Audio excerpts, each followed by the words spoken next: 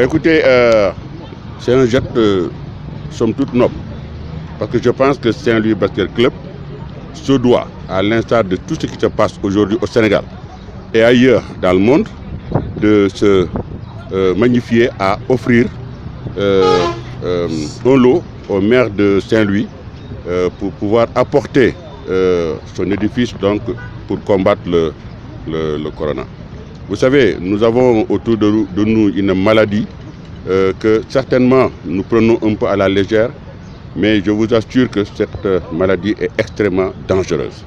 Elle est dangereuse à juste titre qu'elle n'épargne personne. Personne, je dis bien personne, ni enfant, ni vieillard, ni jeune, elle n'épargne personne. Et quand ça vient, elle vient de façon foudroyante. Donc je pense qu'il est urgent de conscientiser un peu la population, les gens. Parce que, comme on dit, il n'y a pas de remède encore à cette maladie-là. Le seul remède qu'il y a, c'est ça. C'est-à-dire la prévention, expliquer aux gens ce qu'il faut faire, ce qu'il ne faut pas faire. Et le deuxième remède, c'est celui-là. C'est-à-dire que les gens se lavent les mains, hein, comme l'a montré Monsieur le Président de la République, hein, se laver les mains tous les jours, je dis toutes les heures, toutes les minutes, avant de rentrer chez soi, avant de toucher à la famille, avant de parler à la famille, surtout avant de parler aux enfants. Et aussi, dans la mesure du possible, et avoir ce gel-là dans sa voiture, dans son sac, partout, hein, pour pouvoir se prémunir un peu de tout ce qui peut arriver. Et je pense que tant que, si on arrive à faire ce geste-là, je crois qu'on arriverait un peu à écraser au maximum un peu cette pandémie qui rôde autour de nous. Et c'est ce que aujourd'hui nous avons eu le plaisir avec Saint-Louis Basket Club, d'offrir un don, un lot de gel de 500 ml qui se trouve actuellement à la permanence du maire, environ 1000 bouteilles pour une valeur de 3 millions. Et on a mis plus de 4,5 millions dans des visuels, c'est-à-dire des affiches et autres, qu'on a mis à la disposition du maire et à la disposition de Saint-Louis Basket Club, justement pour les ventiler à l'intérieur de la ville. Nos actions ne s'arrêteront pas là. Nous sommes à la disposition du maire et à chaque fois que le maire le souhaitera, eh bien, nous répondrons présent. En plus de ça, vous rencontrez directement les populations pour leur offrir également des gels. Oui, nous allons marcher dans la rue avec mes joueurs et joueuses de basket. Je serai accompagné des 2 capitaines filles et garçons. Moi-même, je serai dans la rue. Je vais offrir des t-shirts, je vais offrir des gels, des petits gels individuels comme ça. Je vais offrir des affiches. D'autres vont afficher. Je pense que si tous les présidents de clubs le fassent dans leur localité, peut-être que ça apporterait quelque chose. Mais je pense que les sportifs aussi ont un rôle à jouer. Donc il faudrait qu'aussi ils jouent leur partition. Donc ce que nous allons faire, nous allons sillonner la ville jusqu'à la permanence, au moment là où on va remettre le don officiellement au maire de Saint-Louis. Président ci wolof rek tey yéen a ngi ci Ndar Saint-Louis Basket Club ak président am yow mi ngeen fas yéene jàppale maire bi mais aussi jàppale population bi ci xeex jàngoro ji ñuy wax Covid-19. waaw xam nga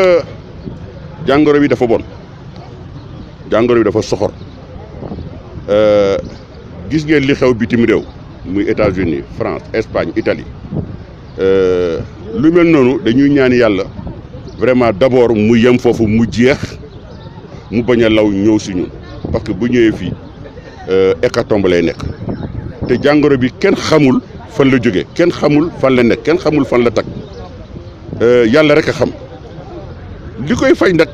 tey jàngoro bi amul garab bu mu am tey moom mooy les visuels moom mooy affiches yi wax nit ñi ban comportement la ñu am nu ñuy def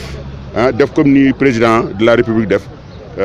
fu ñu mënta dem ak fu ñu mënta jógee balaa ñuy dugg seen biir kër ñu raxasu ba set bu ñuy génn raxasu ku mën a yore gel yu ndaw yi sa biir poche wala sa biir oto wala sa biir sac bu dee ay jigéen lañ donc de temps en temps boo demee si ay béréb yi nga xam ne dafa bëri ay nit ba fay jógee nga toq sa loxo donc prévention yooyu nag pour le moment moo amagum parce que jàngoro bi amagul garab bu nga xamee ne mën na ko faj. Donc ce qui fait que état bi ay prévention lay def loolu mooy indi ay couvre-feu bi loolu mooy indi ay restriction bi ay daje ay mbooloo yooyu yëpp lii yëpp pour fagaru pour éviter un peu jàngoro bi di law parce que ñun ñëpp ñu ngi fii xamuñu kan moo am kan moo amul mais prévention bi dina tax vraiment jàngoro bi ñu limiter ko te